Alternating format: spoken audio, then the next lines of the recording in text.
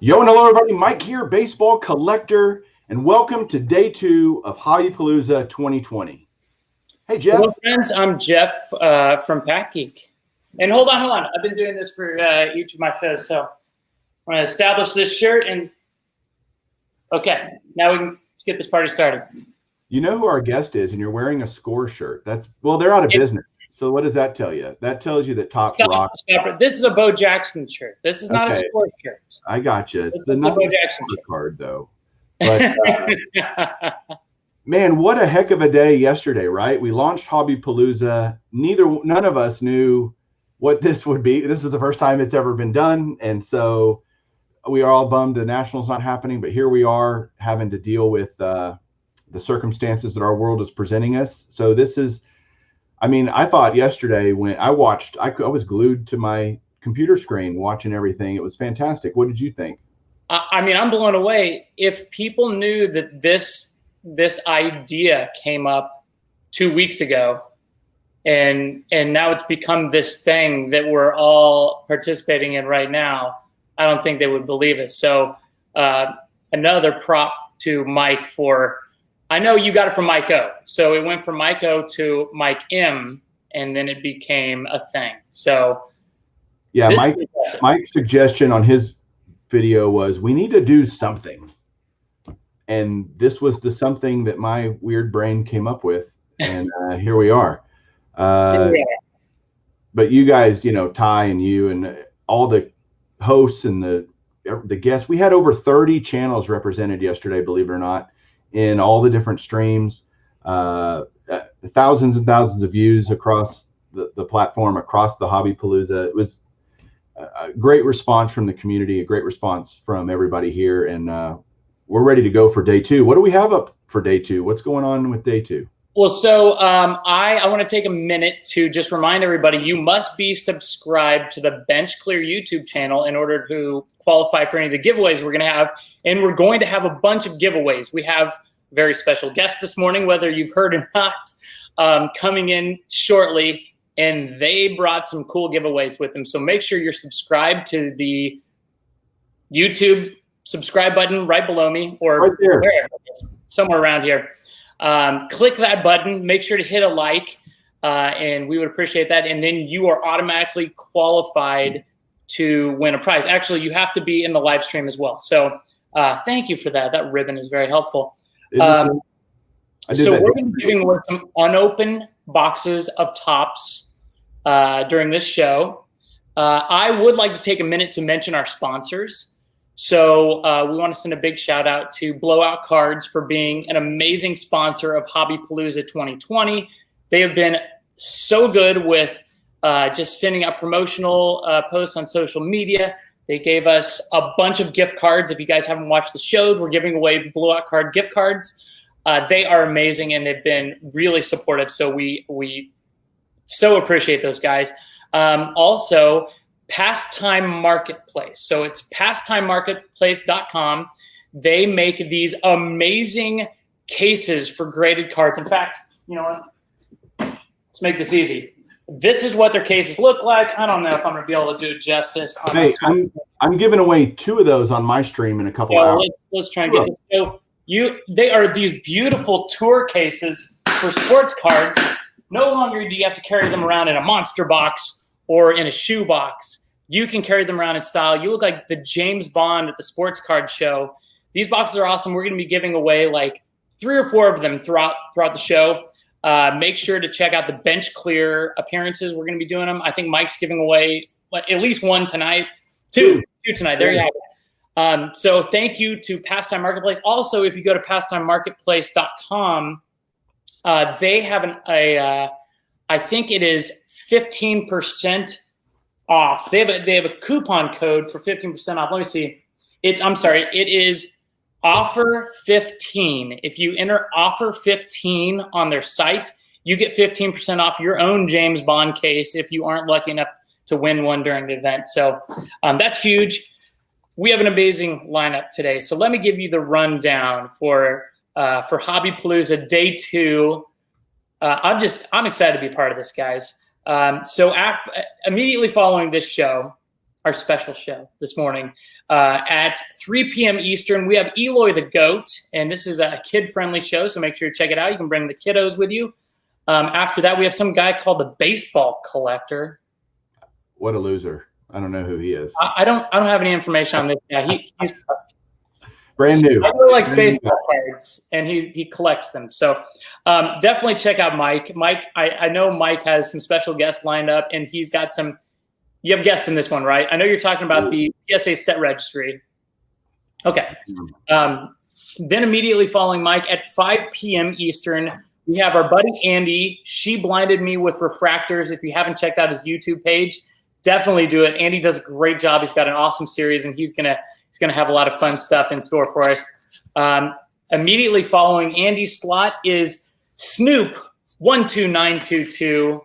Snoop's upside your head. Definitely check out Snoop. He's a great guy and always entertaining. After that, we have the legendary Filmington. That's 7 p.m. Eastern. After Filmington, we have probably the most hilarious show that's going to be on during Hobbypalooza. That's Stoff and Bob Lewis. Those guys, we had a tease of their show yesterday on the pre-event show, and those guys are awesome. They're hilarious, and they really have some original content. So check them out. After that, speaking of legendary, we have Go GTS Live. We have Ivan and Rob coming on. Those guys are mainstays every year at the National. They're always on the main stage, emceeing, hosting Q&As. Those guys are amazing. They're going to be doing their thing. They're actually interviewing somebody from GTS Distribution. So they're going to be getting all the dirt on the hobby from a distributor's point of view, which should be interesting. And then after that, we have the last slot of the day. Man, this is a lot of content. The last slot of the day, 10 p.m. Eastern, is the late night Hobby Jeopardy with Alex Tybeck. And we have 3 hobby guests that are going to be on there that will be surprised. So make sure to tune in for that. It doesn't have to be a surprise. I want to tell them who's going to be on so they make sure they tune in. Be my guest. So there are 3 contestants tonight, and they have a chance to win some awesome giveaways and generally make a fool out of themselves. It's going to be JT, who is Triple Crown 24. He's going to be on. We've got Stove, Mark from Stove Sports is going to be there, so that should be entertaining. And then Lou Rock TV. Lou is going to be there. Great guy. Big Roberto Clemente collector, great channel on YouTube. So we've got 3 great hobby guys, and so they're collectors, and it's going to be great to see how they handle, the questions on Hobby Jeopardy tonight. And I'm really excited about that. By the way, if you need to know what's going on and you forget what Jeff just said, right down below right now, scrolling across, is the website, thehobbypalooza.com. All your updates, all the streams are going to be going there. They're all being archived there. You can go watch all the Hobbypalooza you want. You can, binge Hobbypalooza like you would, Game of Thrones. Knock yourself out. So to Mike's point, the beauty of one of the beauties of the hobbypalooza.com is you can go, and we have links to all the shows that have gone on from yesterday up until now. You can go and you can rewatch things. If you're watching the Mavericks last night, whatever you were doing, if you weren't able to tune in for something, go back and watch all of them. And again, today's content slots will also be put up there retroactively, so you can go back through. If you don't get to watch any of them this weekend, you can go and watch the entire Hobbypalooza on Monday. So it's all there, all the time slots, everything you need. Well, that's awesome. Well, let's get right into this, because I know people didn't come here to hear us talk, Jeff. Maybe. As good looking as we are, that's just not going to happen. So we're going to bring in, like tops, like the tops. And let me run this clip for you. We'll be right back in just.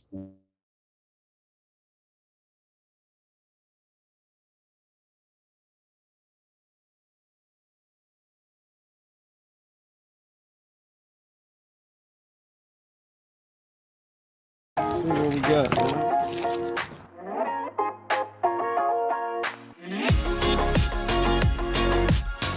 Dude Snyder, that's a cool old one.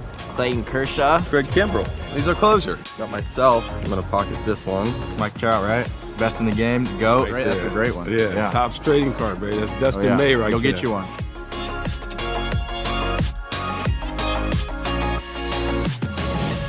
Hey, I'm Mike Trout. Thank you for collecting Topps cards.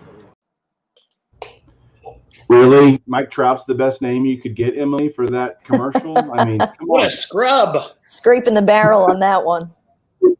Yeah, right? Well, Emily Kless, welcome. Yo and hello. Day 2. Day 2 of Hobbypalooza. Thank you guys so much for having Topps on for the pre-show. We've got a couple of folks from the Topps team that are just have some really great insight, and so I'm excited. Thank you guys for having me on. I was tuning in to day 1 yesterday. It was awesome. Yeah, lots of stuff, and that brings. I'm gonna start running with some questions. Sure.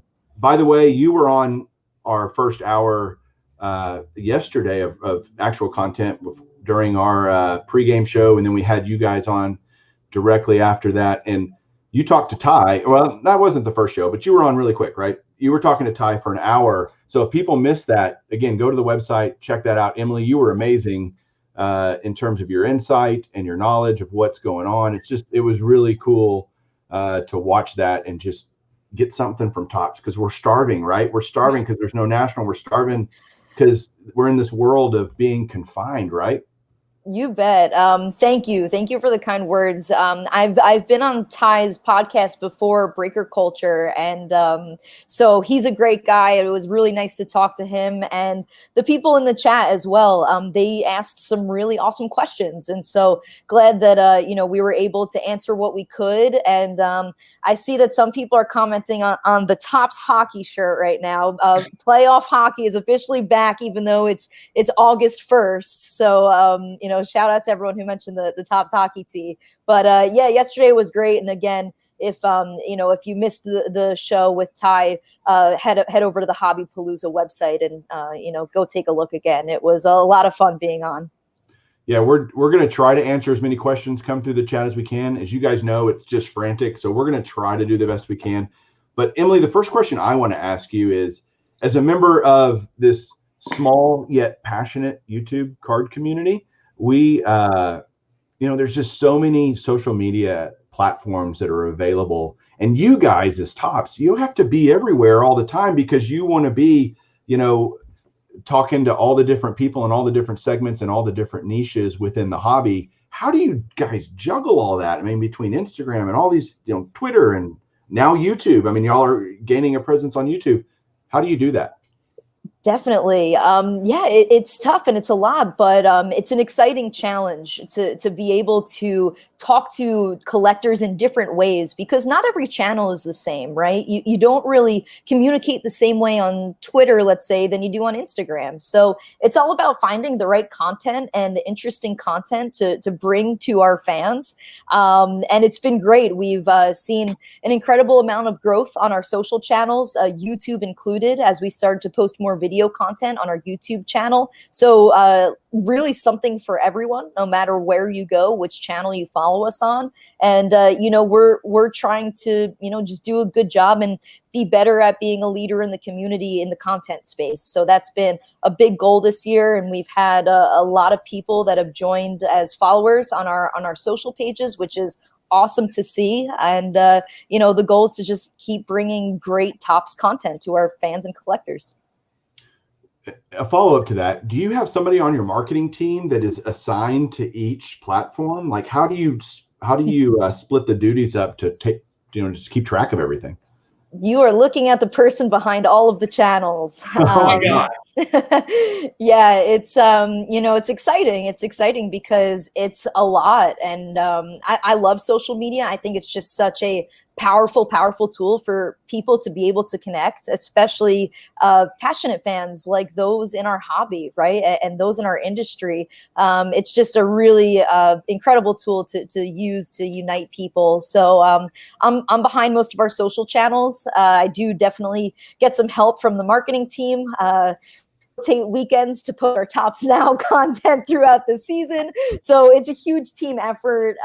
But yeah, it's an exciting challenge, and like I said, we've just been doing our best to really pump out as much quality content as we can to reach all of our collectors, especially as everyone's been home the past couple of months, right? I mean, we're just on there scrolling all day because we've been in quarantine, staying safe and healthy. And so the goal was to get as much content out as we could. So definitely a challenge, especially being away from the office, because I think the office itself is content as is, just walking around looking at all the cool, unique stuff we have on the walls. But, you know, it's like I said, been challenged, been great, still growing, plan to continue to grow. And, you know, it's thanks to people like you guys, too, that open Topps product and talk about Topps product that, you know, helps to get the name out even more. And so people are bouncing around from one channel to the other, and they end up on ours. And, you know, that's what the community should be for, to support each other and go follow each other and you know, share each other's stuff. That's the beauty of social media.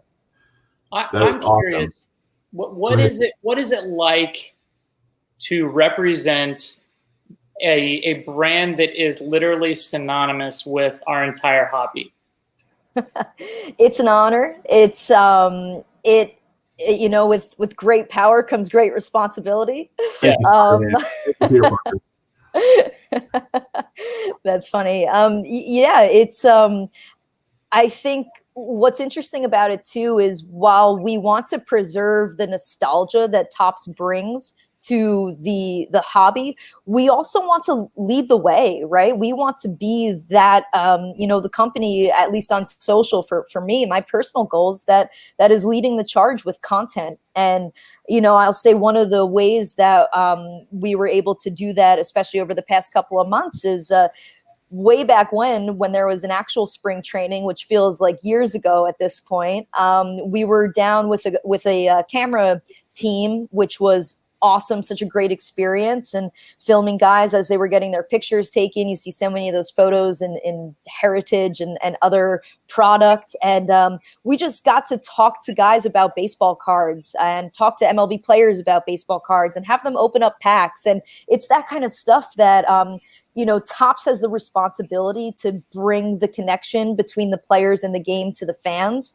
And you know, we're trying to, you know, do our best to bring that content and keep that connection, you know, wholesome for all of our fans and collectors. So I think it's an important thing for Topps to be on social and to do our best to do it well, because we really are trying to, you know, bring everyone closer to the game and their favorite players.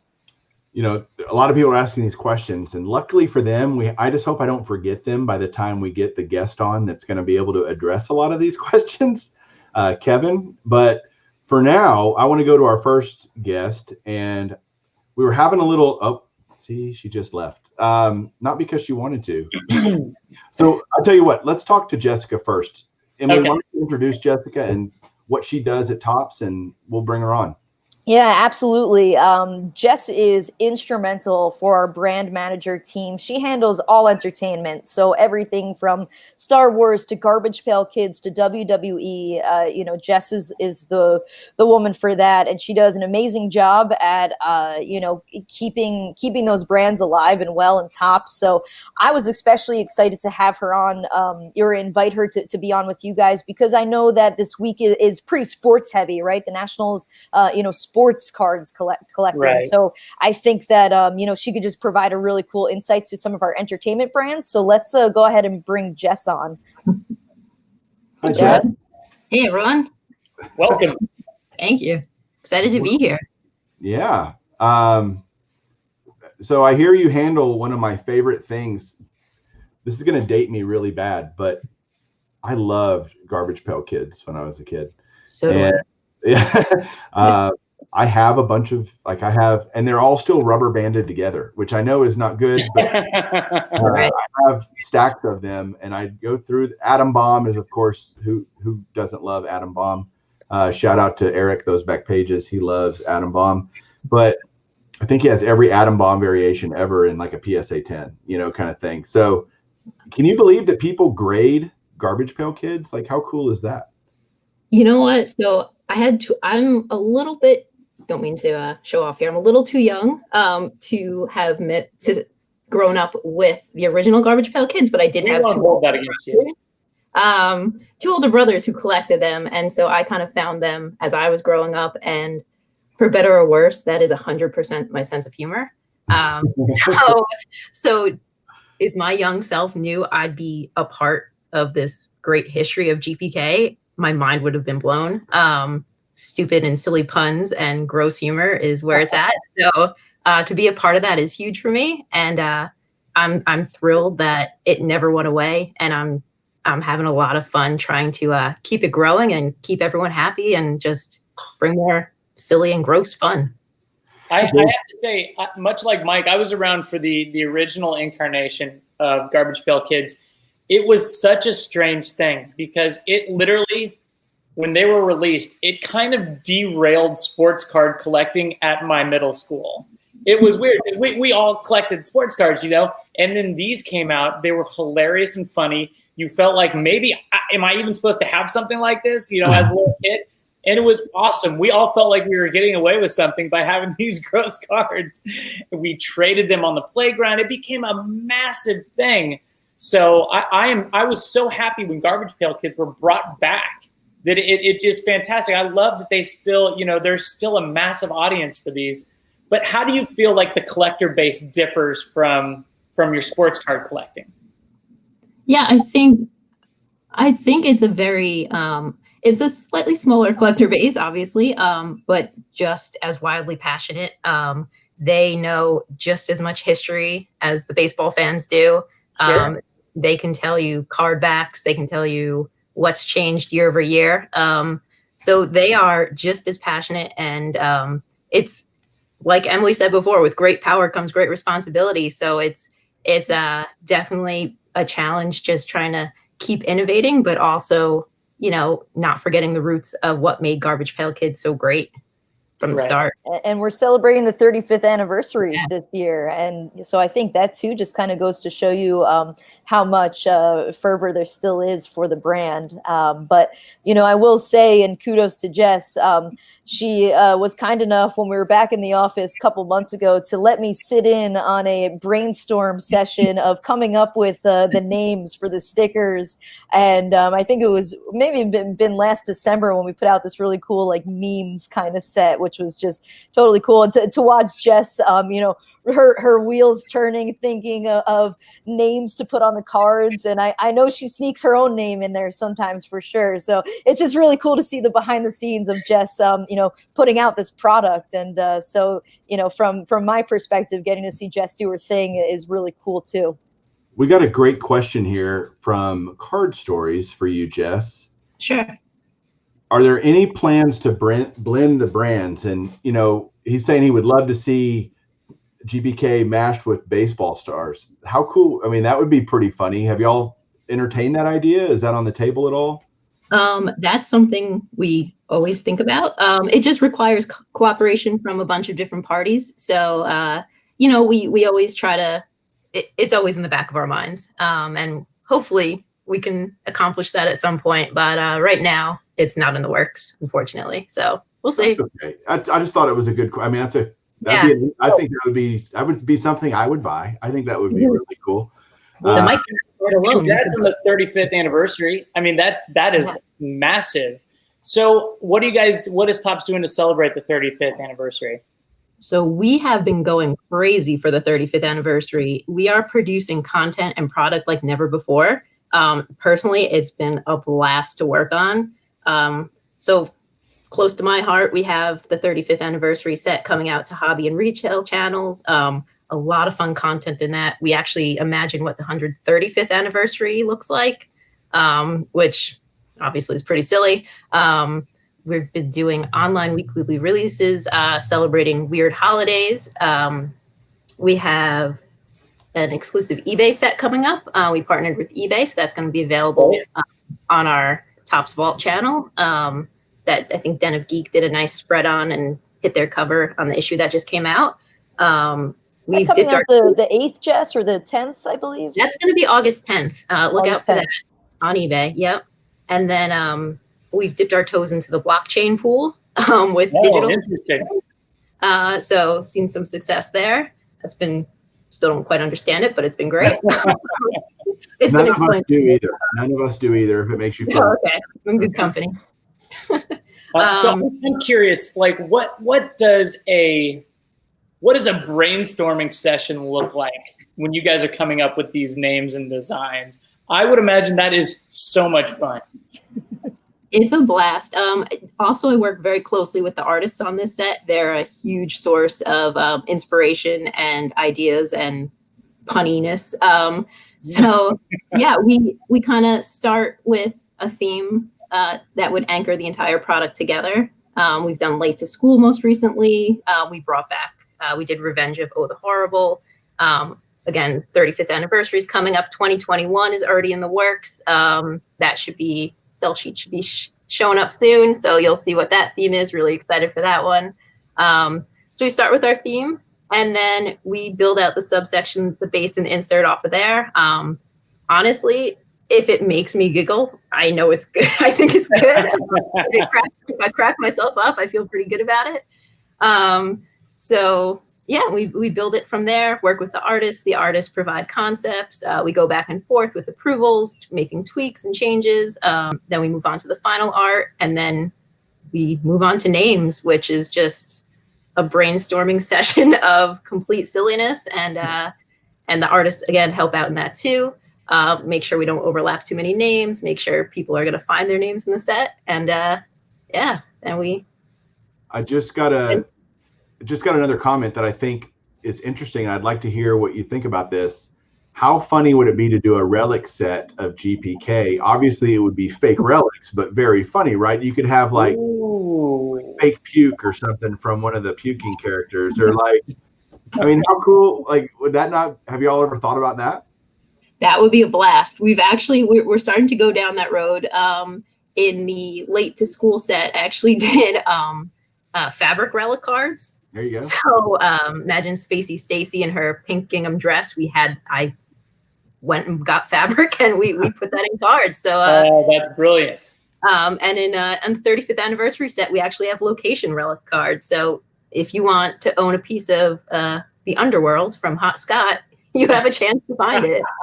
So yeah, no, we're having a lot of fun with GPK. And I want to add too, Jess, don't forget about the packaging, because you guys have put out some really cool stuff. I mean, the lunch boxes for Late to School, first and foremost, which I thought that was just such a great idea. But yeah, the packaging too is just as much of a part of it as the actual set.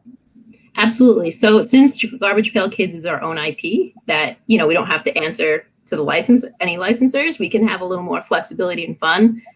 So we're doing it. So yeah, we kicked it off with the lunch boxes. That was our first kind of foray into different packaging. Loved how those came out.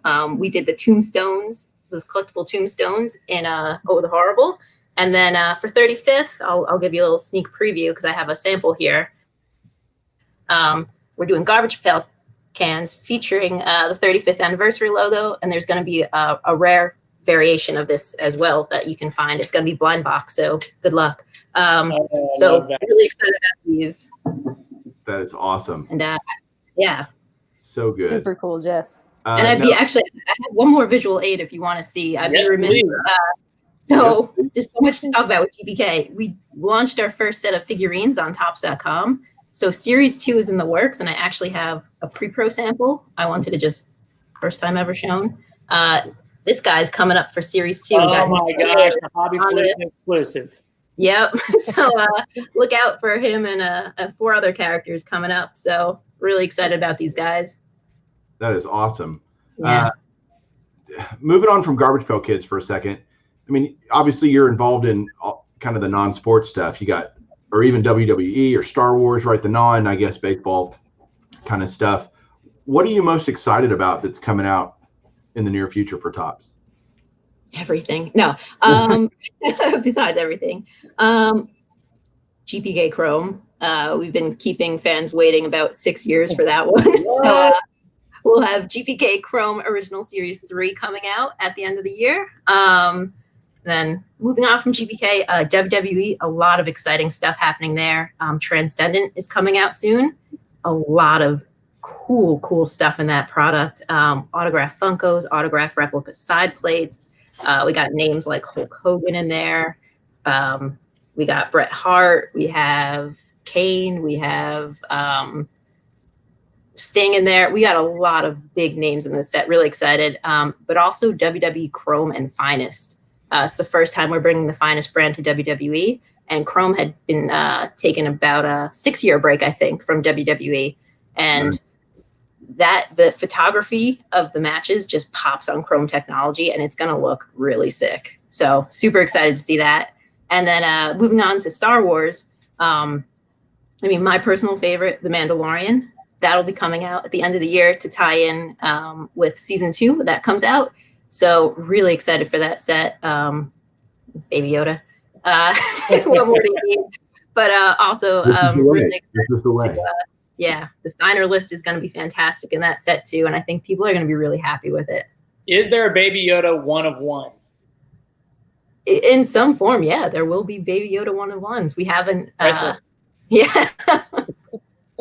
So, no relics of Baby Yoda, though. Speaking of Star Wars, you know, I know you were instrumental in the Women of Star Wars set that came out, like the first of its kind that was focused on women. What was it like to being a part of that set and creating that? It was fantastic. We started with an online set just to kind of test the waters, see what the reception would be like, and fans responded super positively. So we took that as our cue to just go for it and let's make a full-fledged release. So really excited because we wanted to do it for a while, but you know, there's not as many female characters in the early Star Wars years. So with the recent movies and content that they've been coming out with, we've been able to build a deep character roster base set of, we had more than 100 characters we could have put in. So that was very exciting to see. You didn't get to meet Barrett yet, but she actually was on the design team for that. So we had woman designer, and shout out to Ryan too. He was also a part of that.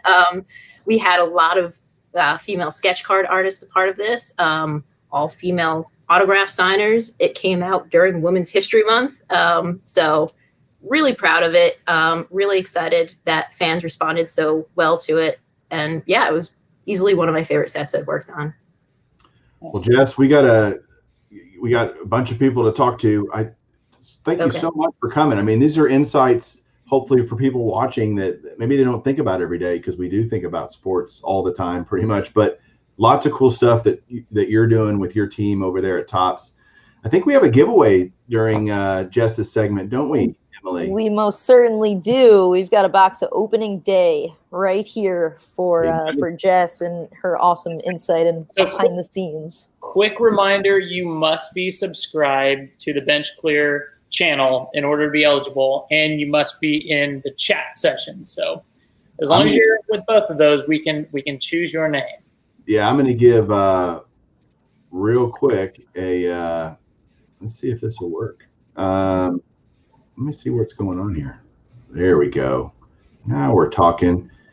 Everybody make some comments, and then we're going to do this giveaway. And let's see. What do I need to do here? See, maybe Ty is better than me. I tell you what, we're going to hold that box till I figure out how to get the giveaway thing to work. But I'll be working on that for our next guest. So, see, I've already screwed it up. Ty is going to kill me. No. Well, hey, Jessica, congratulations on all the exciting products you have coming up. That's really cool, and I appreciate you taking the time to jump on with us. Yeah, thanks so much for having me, and I look forward to bringing more products to you guys. Okay. Bye. We look forward to it too. Thank you. All right, here comes our next, and if you want to introduce Barrett, go right ahead. Yeah, so you just heard from Jess Kanser, who's our brand manager for our e-com products, some cool behind-the-scenes kind of looks there. And now we're going to bring you a designer. Her name is Barrett Malley, and she is actually the designer behind 2020 Series 1 and 2 base. So that vertical strip, that was all Barrett, and there's a really cool process that goes in. Oh, there we go. We got our boxes over there. Go Barrett! Go Barrett. Yeah, I will just kick it over to Barrett because I know how excited she was to have her design chosen this year. And 2020 is such a unique year that I don't think anyone's going to forget it. And we don't forget those designs as we associate them with the years. So thanks for joining us today, Barrett. Thank you for having me. I'm really excited. This is awesome. I think it's a great way that, we can still celebrate the hobby even with everything going on. And, technology is amazing when it works. Yes, yes, indeed. Well, so it's obviously a really big deal to be responsible for designing any series from the flagship product. How did you find out you were going to be the one designing Series 1? So it's funny. So we have a team of about 10 of amazing, talented designers. And for Series 1 flagship base, it's the only product and subset that everyone designs a card for. They're really encouraged to just put that out because it's such an important product. It's going to be throughout so many different products. So everyone puts out a design. It kind of goes through rounds to see, pick this flagship design. And I was actually in a meeting. It was the longest meeting ever. And I remember people looking at me through the window, and I was freaking out. I was like, oh my gosh, am I in trouble? What's going on? Like, did something happen? And so finally, like 2 hours later, I get out of this meeting, and they're like, they picked yours for flagship. And I just freaked out. It was such an honor. It was so awesome. Just to see it. It doesn't get old. I'm really excited, It's really awesome. Well, so did you go through and buy every family member of yours a box of Series 1? So my family actually did buy their own boxes. My dad I would give him a box, like the first box I got, I brought it home to my parents, and I was just like, we're going to open this. And so then we opened that, and it was just awesome just to see, them see like, oh, like this is what her career is, this is what, I don't know, what she, her passion is, and to just see it printed in product. And my whole family's a sports fan, so it was cool. And then the second box I gave my dad is still unopened. He's like, I'm not opening this. And I was like, well, what if something's cool and it's the Series 2 hobby box? And I'm like, Dad, the McCutcheon card might be in there. I think we should open it. And he's like, no. I was like, I'm not opening it. What a cool deal. It's one thing if you can tell your family, I design sports cards, and maybe you're designing some obscure set, but your top flagship, that is the ultimate. That's like the top of the mountain. Yeah. My dad was so excited. He collected as a kid, and kind of when I started working at Topps, brought him back into the hobby, and just to have my design be the flagship was truly an honor.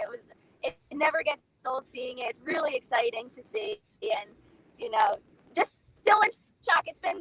We do products like a year out, and it's been like almost 2 years now that I've known it. I'm still not over it. I can't blame you. Hey, Mike, we're getting a little audio feedback on Barrett's end. Barrett, do you by chance have anything that's near the microphone on your computer? Me? Yes. No. Okay. We're just hearing a little crackling. It sounds like little gremlins. It's like the little gremlins. It's okay. It's her design wheels turning. Yeah, exactly. Yeah, we can still see and hear. Well, so let's talk about the process to design Series 1 base. So what is that process like?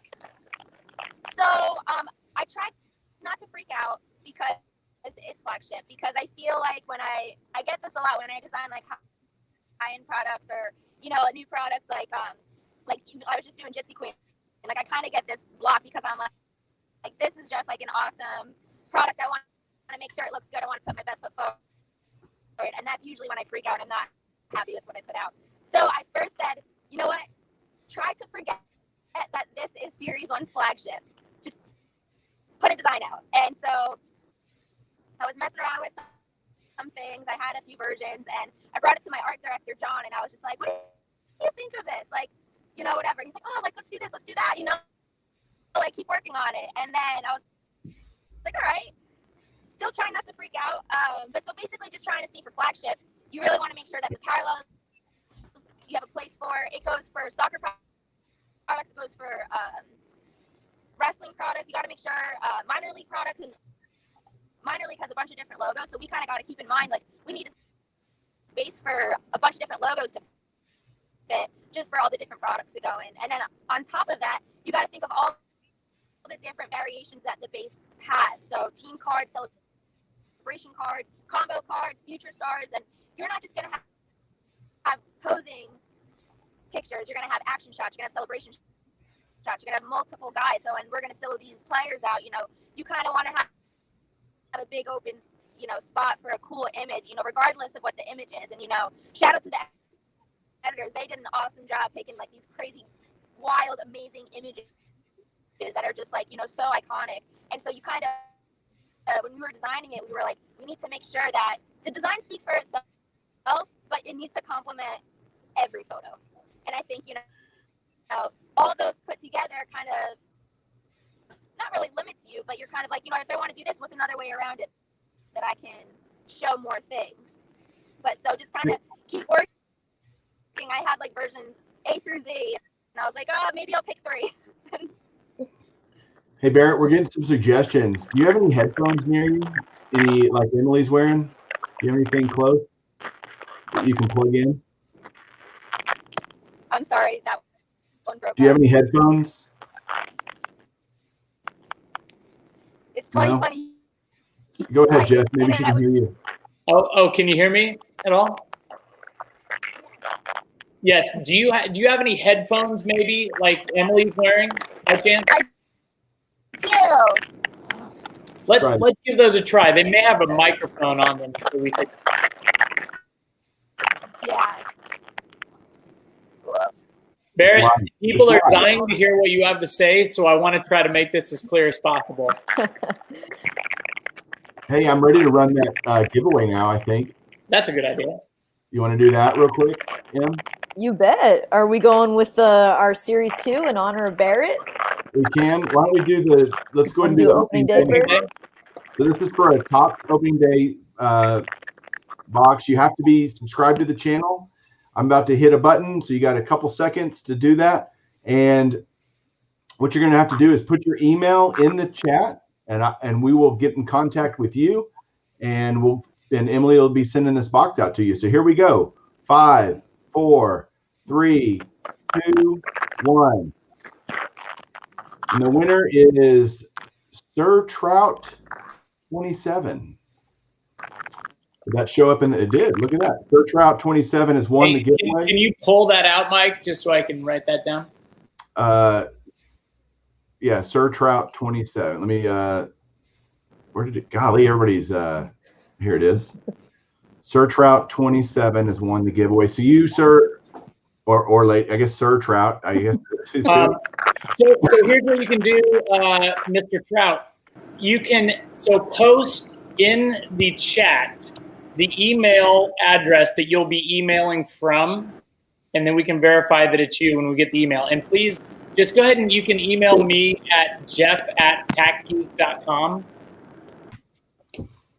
Yep. Awesome. Okay. Congrats. Yeah, and let's go ahead and we might as well do the Series 2 box for Barrett in honor. Yes, in honor of her design. That's right. So we're gonna do. Is this a hobby box or which kind of box is it? Oh, you know what? I have an extra hobby box that we can give away. So I'll just show you this, but I know that I have another one that we'll be able to send out. So let's roll with a hobby box for that one. But all right, hobby box we have a visual. All right. Here we go. We are going to do this for this is a Topps 2020. Is this one better? Series 2. Yes, that's better. Here we go. We're going to roll this. 5, 4, 3, 2, 1. That was fast 5 seconds. Raider Nation 75. Ooh, Raider Nation. Raider Nation. So he's getting a baseball box. I'm sure he's super thrilled about that. But it's Raider Nation right there. Raider Nation 75. Thank you, Nightbot. You're awesome. Did you see that, Jeff? I didn't see his address. Sorry. Raider Nation 75. Okay, got it. So congrats to the guys. Don't worry, guys. There's more coming later, right, Emily? Like you bet. Our next guest, Kevin, definitely has a cool giveaway as well. I know. So Raider Nation 75, email me at jeff@packgeek.com and mention your handle in the email, and we'll and send me your name and mailing address, and we'll hook that up. So Barrett, I have a question for you. Can you hear me? Maybe not. Yes. Emily, Sorry, can you hear guys. It's okay, Barrett. me? It's okay. Not sure if the audio is making it to her. My question for her, Emily, and maybe you can provide some insight to this. I mean, I know that probably the whole design team, and there's a lot of pressure to do Tops, the flagship, right? I mean, you're dealing with something that has 70 years of history, give or take. And how do they deal, you know, how do they deal with that? Do they understand the gravity of that process? Absolutely. You know, I think, you know, as was evident by Barrett saying that she was absolutely freaking out, it's a huge deal. And, you know, she mentioned, and I'm not sure if the audio cut out, but just to reiterate a bit of what she said, she mentioned that it's one of the only products that we actually have multiple designers create. And, you know, so that's cool because then the designers themselves can actually, you know, whether it's, Sorry. it's all good, Barrett. Sorry, guys. Can you hear us? 2020, you think? Yeah, I can hear you. This is much better. We lost all the design creative thinking that we were hearing. So I'm sorry. Please continue. About that, guys. No, it's all good. Barrett, I was just reiterating that, you know, Series 1 is really your flagship's the only product that multiple designers get a chance to try their hand at. And, you know, the original question was, do the designers understand the how important the flagship product is? And of course, as is evident, right, by you just totally freaking out about getting it this year, you know, how does the design team feel about being able to try their hand at designing, you know, base for the year? It's funny. Everyone says, you know, once the year gets picked for flagship, it's like, all right, it's time for 2021, time for 2022. It's like on to the next. It's like, you know, start brainstorming a year ahead so that we can get it. It's a huge deal, you know.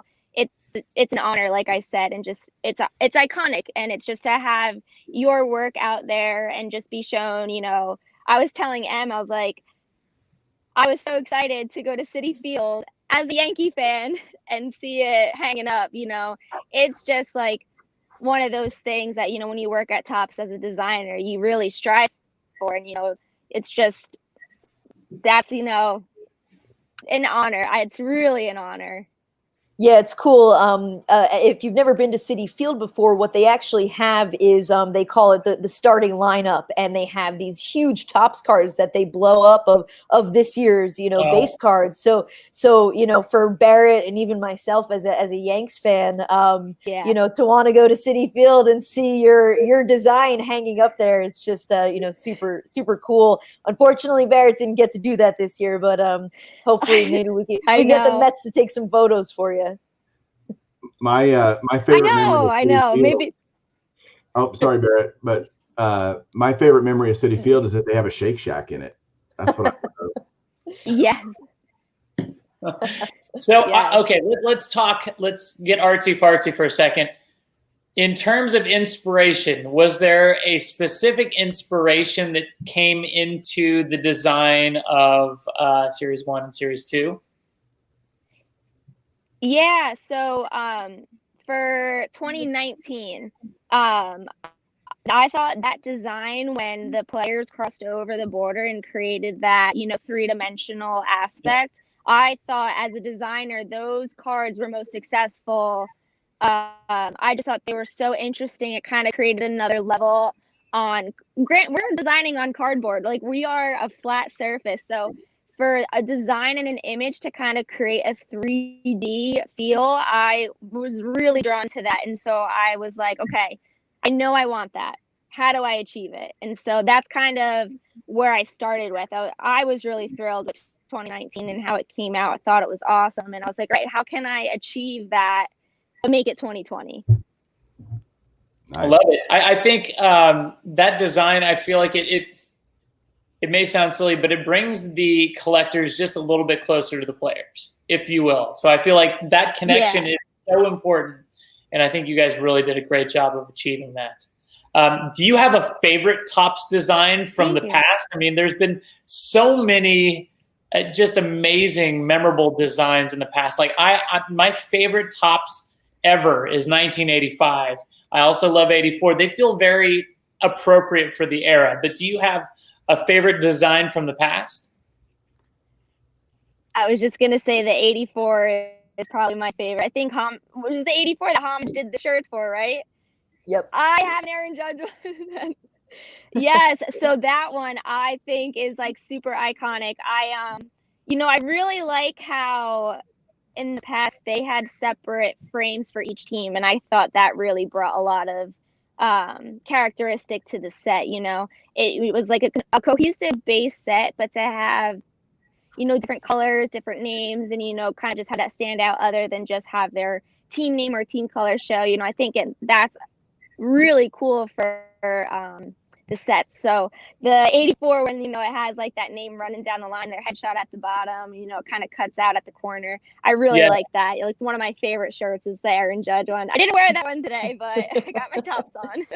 Yeah, Homage, the company Homage, the t-shirt company, did a line of 84 shirts with the baseball cards on them. Just totally cool. I think they're still available on the Homage site. I'm wearing my Homage hockey shirt. This is from Homage. So yeah, but shirts are cool. And it's cool to have you on here too, Barrett, because myself and I'm sure if I could speak for Mike and Jeff, I mean, these are things we don't think about, right?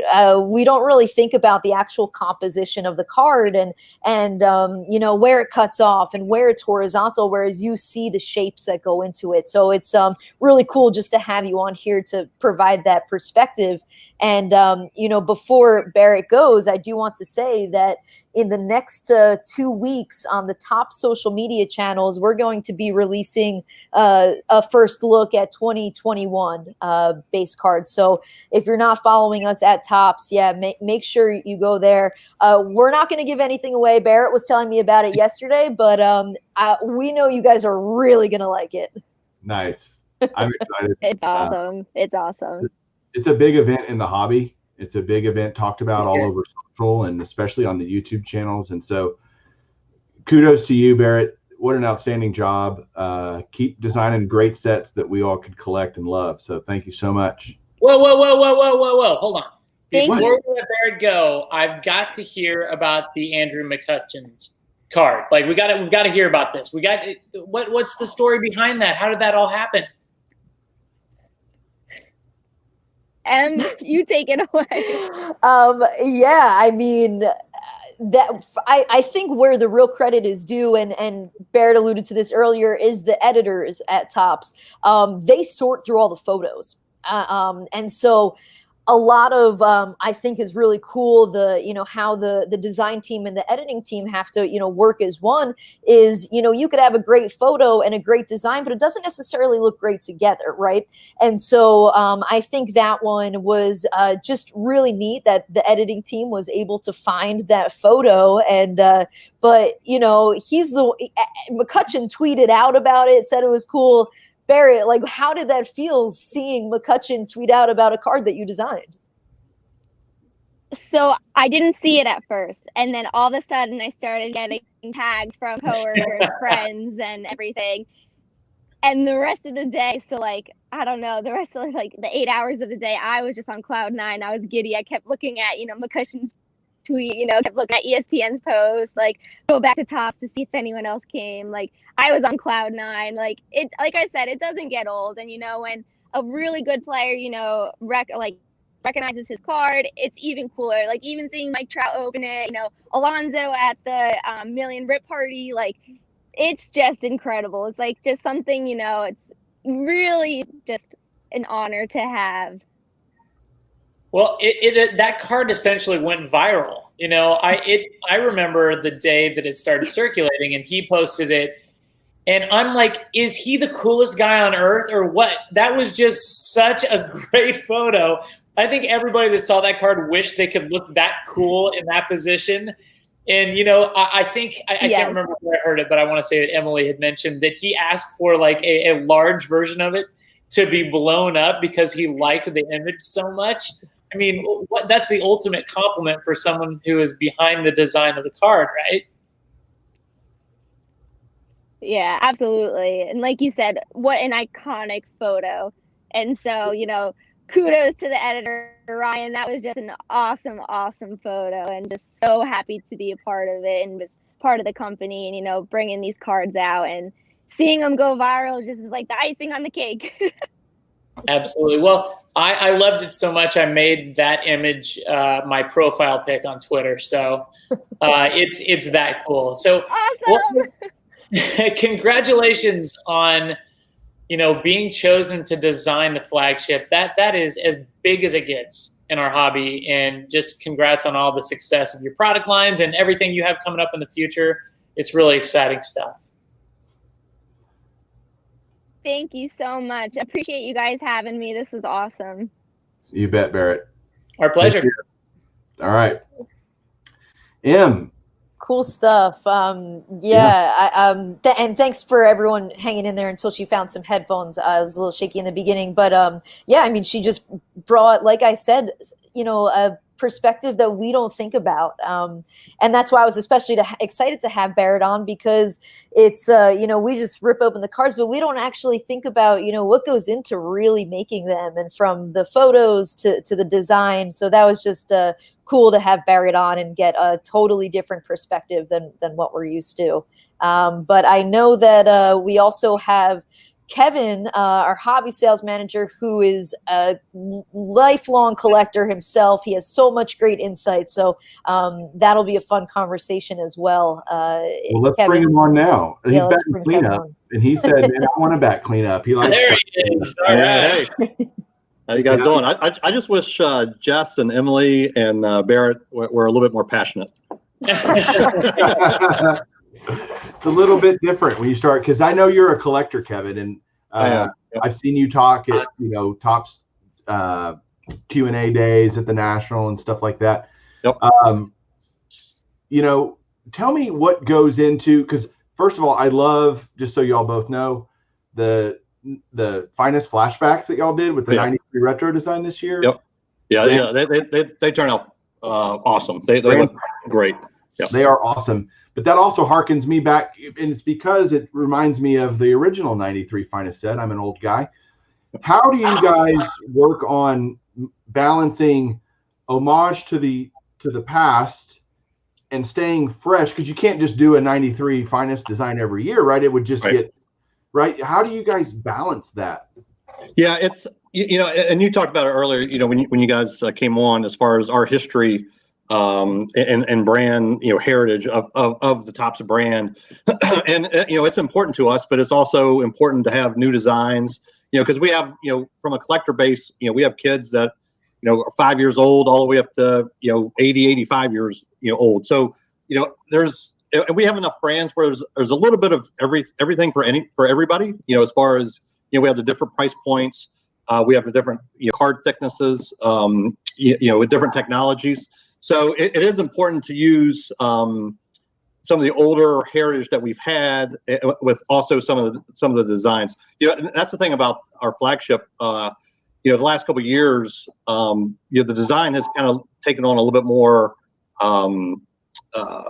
not future approach, but more in today's you know, brand, where you see like in a magazine or different perspectives from that end. So it's been good, but you know. You're talking about our heritage. I mean, next year, believe it or not, I don't want to skip, you know, the rest of 2020, obviously, but next year's our 20th. Yes, we do. Which is hard to believe. Quick question or suggestion, I guess. One thing, I pull a card from the various sets, and they are all different thicknesses, right? I mean, is there a way Topps could put on the packaging what point card the base cards are, like just somewhere on the back that might say base cards in this set are whatever point? You know what? I've been doing this, like you said earlier. I've answered a ton of questions at National and at our conference and you know, a ton of different places. I think that's the first time that anyone's asked me that, but that is an awesome question and recommendation. We'll definitely, you know, and that's what's great about this Hobbypalooza. You know, at the National every year, we always have a Q&A, with all of us and our executives, and anyone can answer or ask anything, and we try to be as transparent as possible. And we there's a lot of stuff that we've done in our products, taking from questions or recommendations from that Q&A, and that recommendation there is really good. We'll definitely take that back to our brand team. As a compliment, adding in the action, putting on the back of the card what variation it is, right. Mm-hmm. All of that. I mean, thank you for making it painfully obvious to us. Well, and that came from the national Q&A also. I remember I was there when that question was asked, and when you all took that to heart and said, well, yeah, we can do that. And so adding more information just to help the collector when they buy a box of cards, they also know what size top loaders to buy, or what's, right. You can, even if, because I know you're gonna have different thicknesses for relic cards and, different things like that. But at least if you know some of that information, whatever information you guys could put on there, it would be very helpful to us as collectors. So I totally understand. Yeah, we'll definitely take that back. So I have a question, ahead, if you don't mind. You being a collector yourself and having attended multiple nationals, what is it you miss the most about not having the national this weekend? Eating at the Chicago Expoteria. $14 for a I miss the interaction. As far as I'm on the road quite a bit. Before COVID, I mean, usually in my day-to-day job, but just seeing everybody. The hobby is such a community and such a great community. Just seeing people from across the country and even Canada internationally. Just seeing everybody there in one place, and just seeing the pure excitement of people opening packs, and then just seeing, as a collector, just seeing all the different cards from all the different sports, all the different years, all in one place. It's visually, it's fantastic. So I there's many things I miss about it, but probably people and the different types of cards themselves that you can see and buy and trade. Right. Well, if you've ever been to the national, you can hear the Topps booth from anywhere in this giant auditorium. They have these periodic giveaways or contests, and it is like the most energy in the entire building. It is. I will say, Alan Nars, he definitely brings the energy, and there's a ton of energy, from the collectors too. Absolutely, it's amazing. It never gets old. I've seen him do it, many times over many years. It still does not get old to me watching the excitement. Well, I was last year. I was broadcasting with Beckett on their Fat Packs podcast and Eric Norton, and we were kind of catty cornered to you guys, but we literally planned our schedule around the Topps giveaway. With the mob scene, so many excited collectors coming over there, and it was just the energy. You could feel it. Like it was. What's great about it is a 40-year-old is as excited as a 10-year-old during those pack wars. I think one of the great things, I mean, you guys bring a lot of great things to the hobby, but one of my favorite things that Topps brings to the hobby is an opportunity for different generations to connect, because I know a lot of older collectors that collected as kids. They have their own children who then become collectors, and it's just such a wonderful hobby to be able to share with a son or a daughter. Right. And I think you guys do a great job of fostering that by bringing back products that are from the 80s in new products, so that if my son is opening it, I can say, hey, that's a 1985 Topps design right there. That's when Dad started collecting that right there. Yeah, and this one is in chrome, coming out Friday. So yeah, it's and we try to do different things. As far as different promotions. We have Topps of the Class, which connects kids with their grades with the hobby stores. National Baseball Card Day is a great example of where a father or mother can get with their daughter or son and collect. And we've seen that a lot. We've seen, the growth in our category over the past couple of years. I think is definitely a lot of dads that collected, in the late, 80s, early 90s when things were, booming, and now they have kids that are, 7, 8, 9, 10 years old and the technology now compared to back then is completely different. And they're getting, the dads are getting back into it as well. So it's a great, hobby and fun way to connect with your son or daughter. And I'll add here too, I think it starts from within.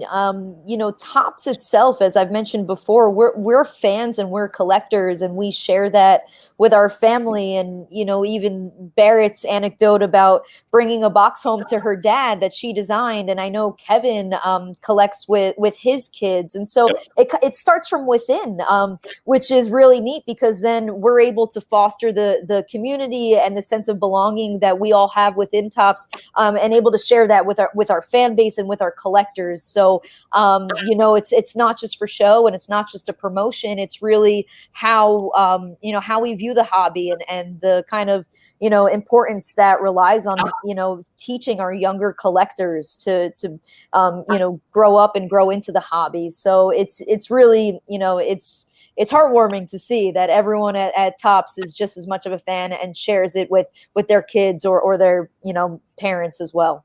Yep, definitely. Yeah, for sure. So Kevin, I would be remiss not to bring this up. During the Topps Q&A every year, you get the same questions, right? I mean, there are questions. There's some similar ones every year, yes. And there's a lot of them in the chat right now. And I saw one about Santa Claus. Yeah. Can you answer that? Is there anything? Yeah, we've done different different types of Santa Claus cards over the last couple of years. I think we have a new one coming out, or our new design. But we do some stuff, especially at retail. At Target and Walmart. We do a couple different holiday boxes, and they are holiday themed. Okay, I gotta tell you a story. I pulled a Santa Claus relic card out of Holiday last year. Yep. Numbered to 50 or whatever, but it was a bag relic, and it was a piece of wood. I was like, does Santa carry around a wooden bag? The card. I can neither confirm nor deny that. that was obviously a sleigh relic. Yeah, I was gonna say it's probably. Let's read that, Mike. Yeah, it was super cool. And it might have been a piece of firewood that he collected coming down the chimney. Okay, I could actually go with that. That dog would hunt. That's right. Is it tough to get Santa at signings? How do you go to the North Pole, or does he come to you? He has a very small signing window. Yeah.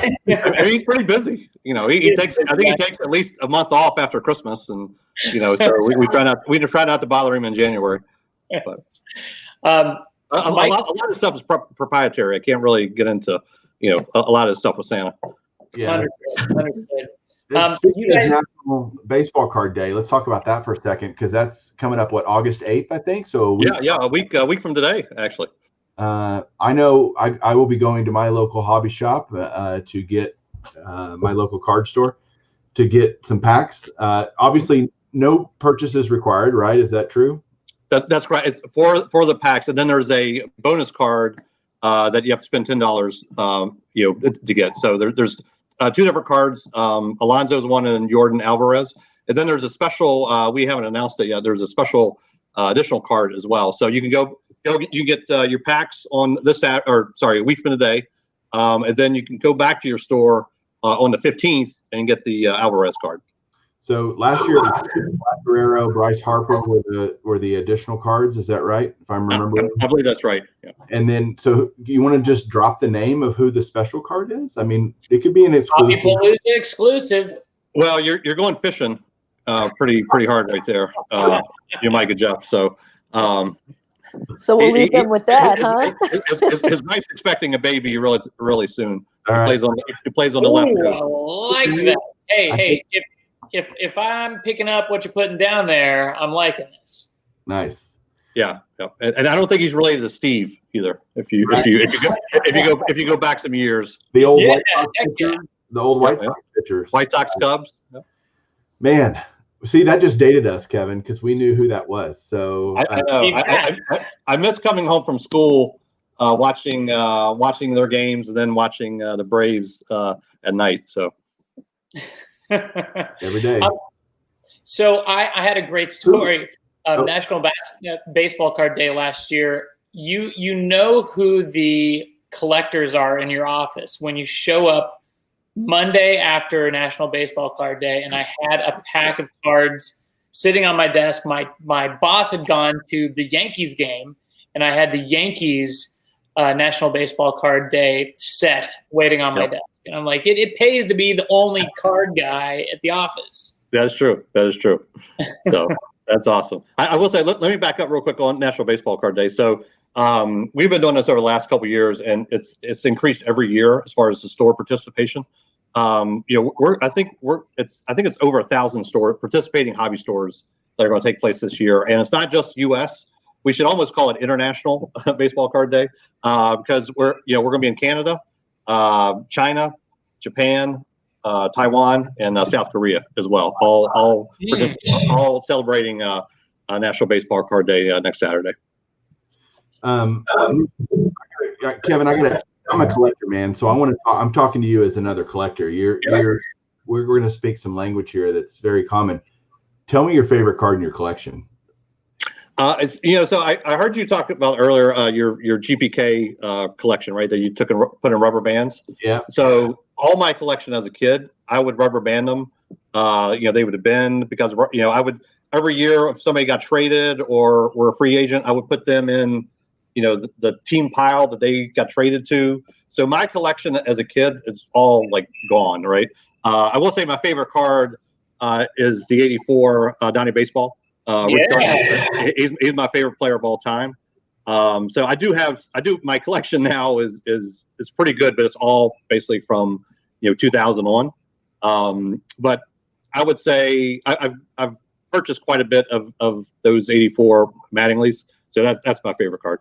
So are you doing the 2020 run? Yeah, you cut out a second. Am I collecting 2020? Yeah, the Project 2020 Mattinglys. Are you doing that run? Yes. Yeah, I'm doing all of his. I'm doing a lot of Ricky Hendersons. I love a lot of Nolan Ryan, a lot of Doc Goodens, and mostly Trout. So I haven't bought all of them, but I've bought probably 75% of what we made so far. Nice. Kevin, I'll ask a follow-up question here. Do you have a favorite artist that you've been collecting in Project 2020? That's a good question. I like Ben Baller. I mean, his stuff is. I've purchased all of his cards. I'd say he's probably my favorite artist. Yeah, I think the cool thing about Project 2020 is there's so many different ways to collect it. You can collect the player itself, or you can collect all of the artist itself. So it's kind of neat to see how collectors are actually going about it. Are you collecting the players? Are you collecting the year? Are you collecting the artist? So it's kind of cool to see how everyone approaches Project 2020. Yeah, definitely. It's been an amazing program for us so far. I would love to know what was it like around the office? Obviously, part of that time you were not at the office because no one was at an office, but what was it like to be a part of the Topps team when Project 2020 just took off? At first it was like, oh, this is a cool idea. And then all of a sudden it became this scramble where everybody is collecting these. Right. Yeah. I'll take it from a different point of view. A lot of my friends, obviously, and family members know what I do, but they're not all collectors, right? But when Project 2020 came out and it started building, I had all kinds of people, all kinds of friends, some friends I haven't heard from in a while, contact me and like, holy cow, what is this? What is this Project 2020? This looks awesome. So one of the great things about Project 2020 is it has the exposure that trading cards has gotten, and not only from our standpoint, from Topps standpoint, but the whole trading card category has been amazing. I think it's brought in. We have some data.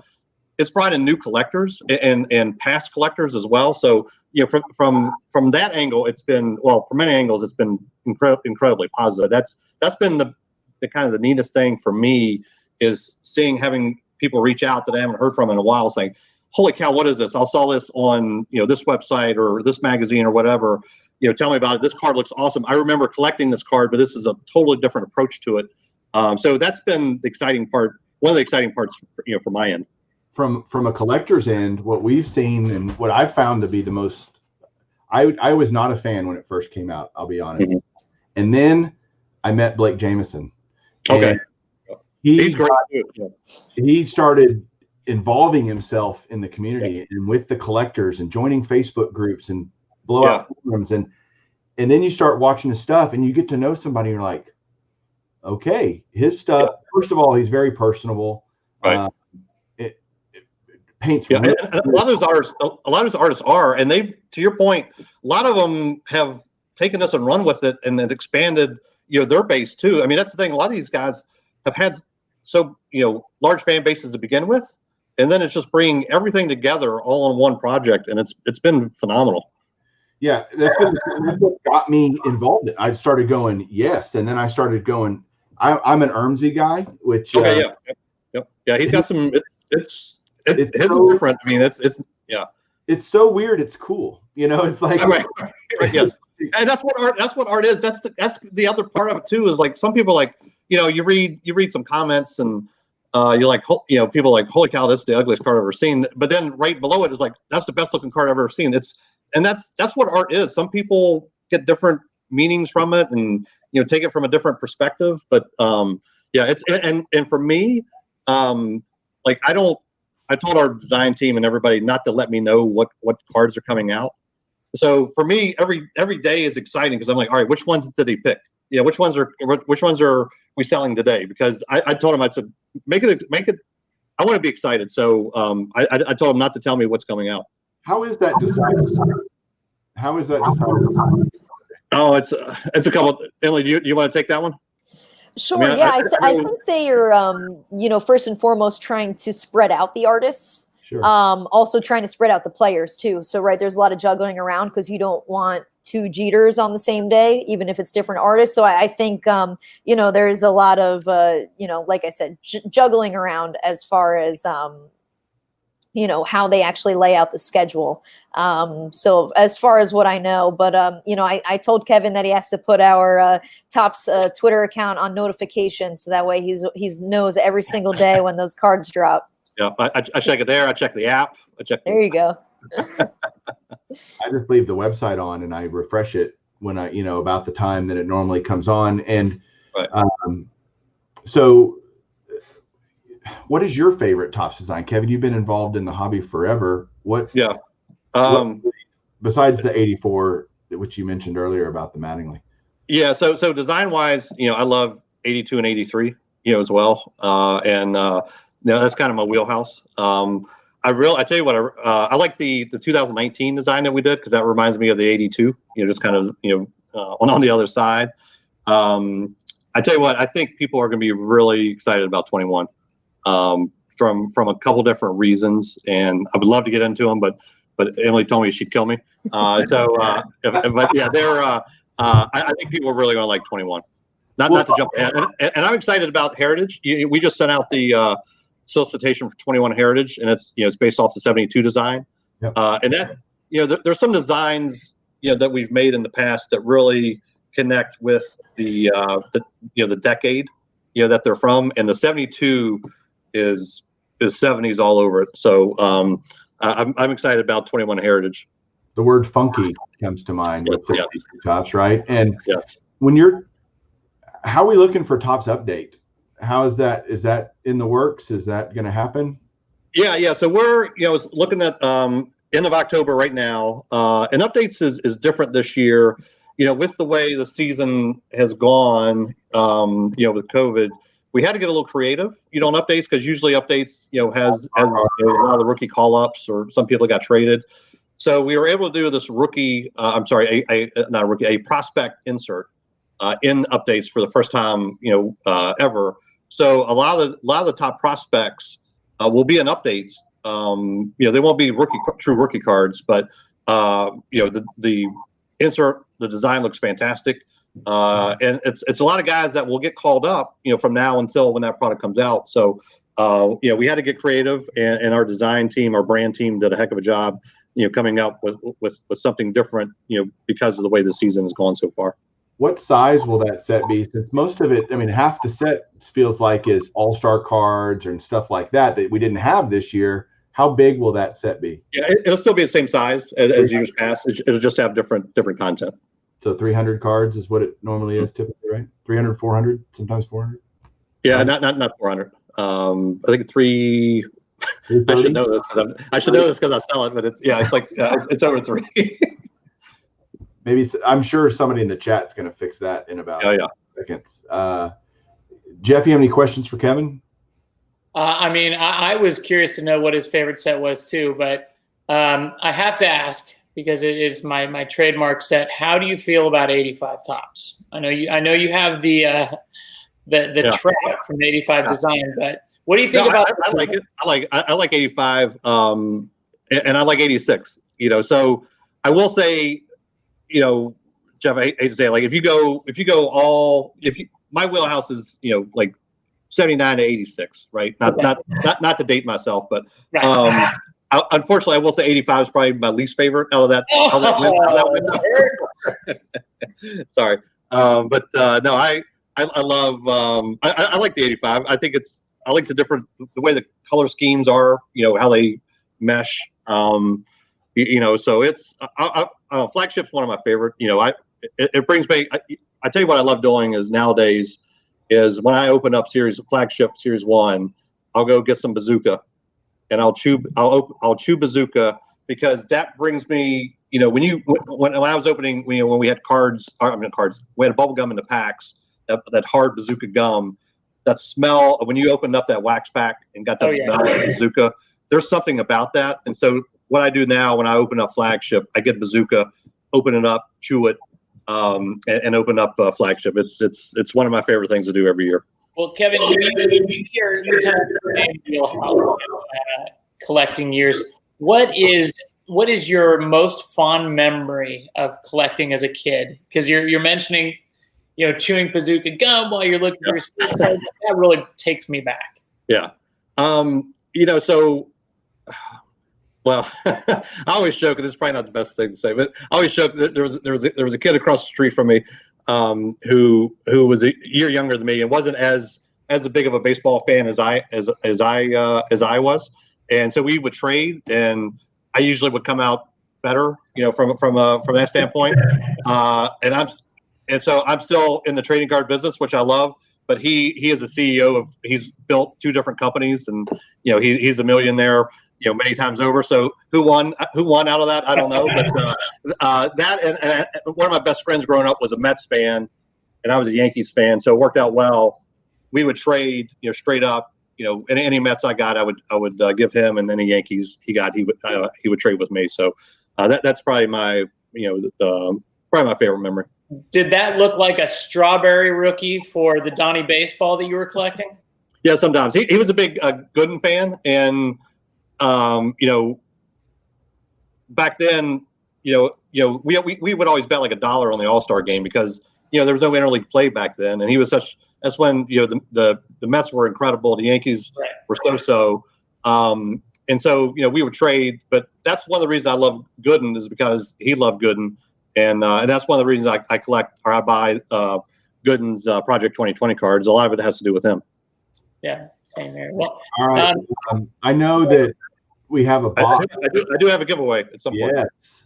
What is that? So it's a little Topps Chrome Hobby that's coming out on Friday. August 7th, my gosh. The day before National Baseball Card Day. Well, let's get that going.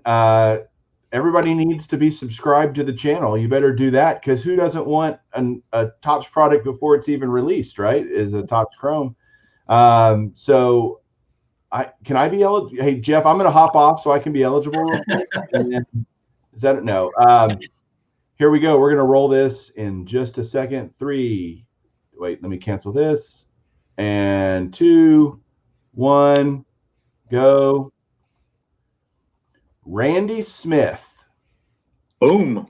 Randy Smith has won a box of 2020 Topps Chrome before anybody else can own it. That is huge. Yo hello to Randy Smith, right? Yeah. Yeah. Randy Smith, email me at jeff@packgeek.com. And please send me your mailing address, and I will make sure that gets in the right hands, and we'll get your box out to you. That is awesome. Nice. Yeah. So just real quick, want to make a quick plug about some other products. Speaking of Chrome, we've got 3 new products that we haven't this year that we haven't released before, including Topps Chrome Black, which looks incredible, Allen and Ginter Chrome, and then Stadium Club Chrome updates. So we've got 2020 could be the year of Chrome, but we're really excited about those 3 products coming out. We are too. Excellent. I know I'm so excited. I'm Sorry, getting audio, and I know it's weird. It's like we're echoing every once in a while. It may just be the stream. I want to bring everybody back. I hope Jessica and Barrett are ready because we're going to do something fun. We're going to have the whole gang here, a little Brady Bunch. And what I do on my show, I have a show called Beyond Cardboard, and I ask just silly questions in a segment that I like to call Rapid Fire. And I'm going to just throw some questions out, and we'll go in succession. So on my screen, I've got Emily, then Barrett, then Jess, and then Kevin. So just answer in succession if you can. First question, are y'all ready to go? Wow, it's a lot of pressure to have to be first here. Well, there is no wrong answer unless I tell you that it's the wrong answer. But no, what is your favorite pizza topping? Pineapple. Ooh. No, Barrett. She's frozen. Oh, Jess? Meatballs. Meatballs. Oh. I'm going to be boring. Pepperoni. Yes. Nothing boring about that. Nothing at all. Did we hear Barrett's answer? Did anybody hear Barrett's answer? Okay. I think she said jalapenos. No, I said cheese. I'm plain cheese. I'm plain Jane. Okay. Just cheese. All right. Is it pizza without cheese? No. No. Now, what's funny is a lot of these questions are food related because I'm a foodie, but that's all right. We'll keep going with it. What's your favorite ice cream flavor? Cookie dough. Ooh, good one. Nice. Well, I'll go. Mint chocolate chip. Vanilla, mint chocolate chip for Barrett. Vanilla, because then you can accessorize. Ooh. Jessica, I'm expecting gross stuff coming from you after the GPK discussion. So if you need to say snot, you can. Whatever the answer is. I mean, I didn't say what I top it with, but no. Well played. Thank you. Yeah, strawberry all day long. Okay. When you eat a hot dog, mustard or ketchup? Ketchup. Barrett, mustard or ketchup on your hot dog? Mustard. Ketchup. Ketchup. 3-1. Mustard. When you if you drink coffee, do you drink it with creamer or do you just drink it black? Creamer. I use almond milk. Ooh. I'm naturally caffeinated, so I don't drink coffee. Okay. I don't drink coffee either. Okay. I'm not as caffeinated as Jess. What was your first car? My Little League softball card. No, car. Like Oh, That's a card. pretty cool card, though. I know. I brought it on yesterday's show. It was a lot of fun. I got a lot of fun comments. Wow. RAV4. I think it was a Toyota RAV4. Silver one. Nice. Did Barrett hear the question? First car that you drove as a kid? Without a D. Yeah. No, oh, 2005 Jeep Liberty. Nice. Right. Jeep. Classic. A Ford Explorer that went through 2 older brothers at college. So Yep. it was Wow. Really good. Wonderful. I had a Honda Civic. Okay, nice. Good, reliable car. Yeah. Palindrome. What is your favorite board game? Wow. Is Yahtzee a board game? Is that considered a board game? It's more of a dice game. I think we can take that. Okay, I'll go with Yahtzee.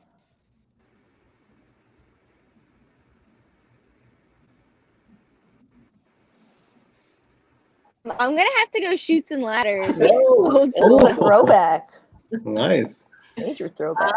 I'll go with the Game of Life. Okay. There you go. I like Monopoly.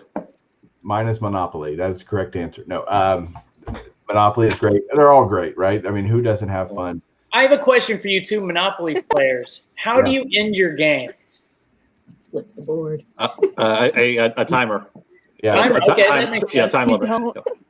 We put a time limit of 14 hours on our games, and if nobody, no, I'm just kidding. Oh my gosh.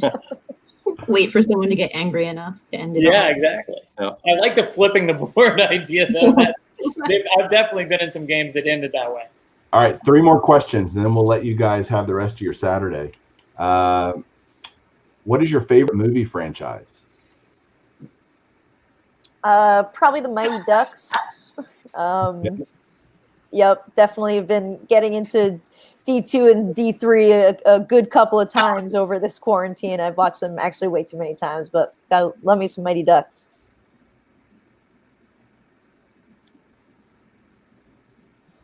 I'm gonna have to go with probably the Hunger Games. It's a good one. I don't know if it's okay if I don't say Star Wars, but It's not. Harry Potter. There you go. I'm a 007 James Bond. Nice. Oh, yeah. Nice. Has Topps ever done a James Bond set? I'm guessing you guys probably have, right? I don't think we have. It's not too late. Yes. I would love to see us do a James Bond. I think somebody else has the rights right now, but yeah, I would love to see that. Gotcha. What is your favorite sport to play, and what is your favorite sport to watch? I love playing tennis, and I love watching baseball.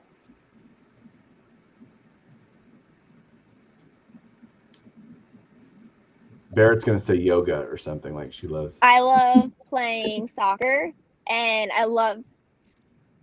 No, I played soccer growing up. I was a soccer player, but I love to watch hockey. Nice. My fellow Devils fan over there, Barrett. Playing softball for me, and I love to watch hockey. Let's go, Devs. It was baseball when I was younger. Now it's golf, and college football is my favorite sport to watch. Nice. All right, last question. What was the last movie that you cried at? Last movie that you cried at? Oh, man. It's a trick question for Kevin. Yeah. Can we reverse the order? I think I need a minute to think. That's why it's I called know it's not rapid fire if we do that.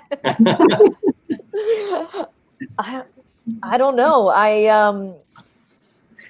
It's a good question. I'm not a big crier in movies, but it's probably because I watch really stupid comedy movies. So. Is there a movie that you cry at every time you watch it? Do you have one of those movies in your life that every time you watch it, you shed a tear? Definitely when I was little, I remember specifically crying at Air Bud. So that I think I'll have to go with that one. And someone actually just wrote in the chat there, Fever Pitch, and I watched that last night. So that's funny they said that. But yeah, Air Bud when I was little, always cried. It's a golden retriever like that. Who doesn't? What golden retriever doesn't tug on the heartstrings?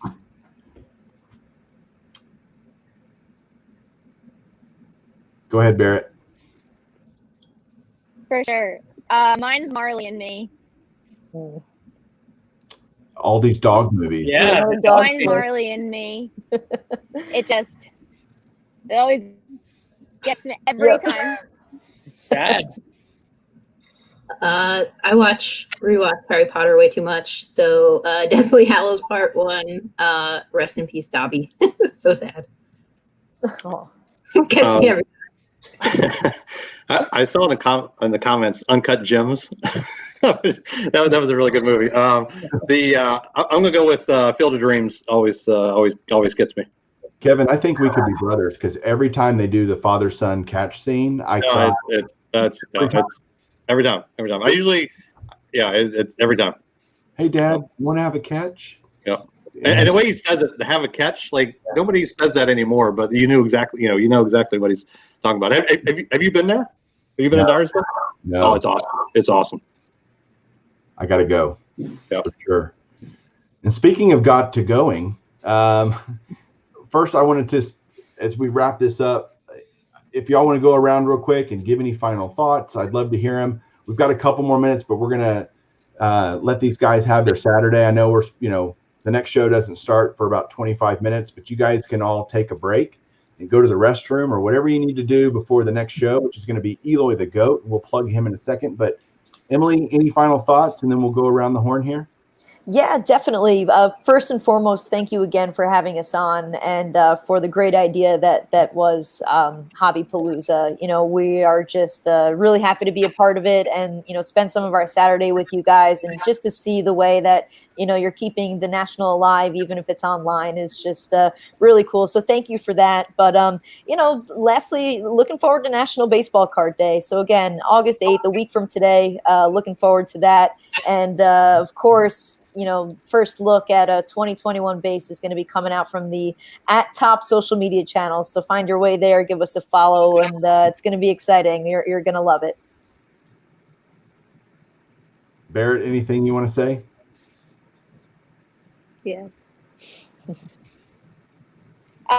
No, just thank you for having me.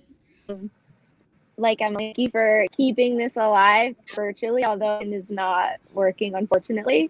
But just thanks to all of you guys, for keeping the Topps brand alive. We love what we do, and we love kind of seeing you guys appreciate how hard we work and everything. And just thank you guys a lot. You're welcome. Jess?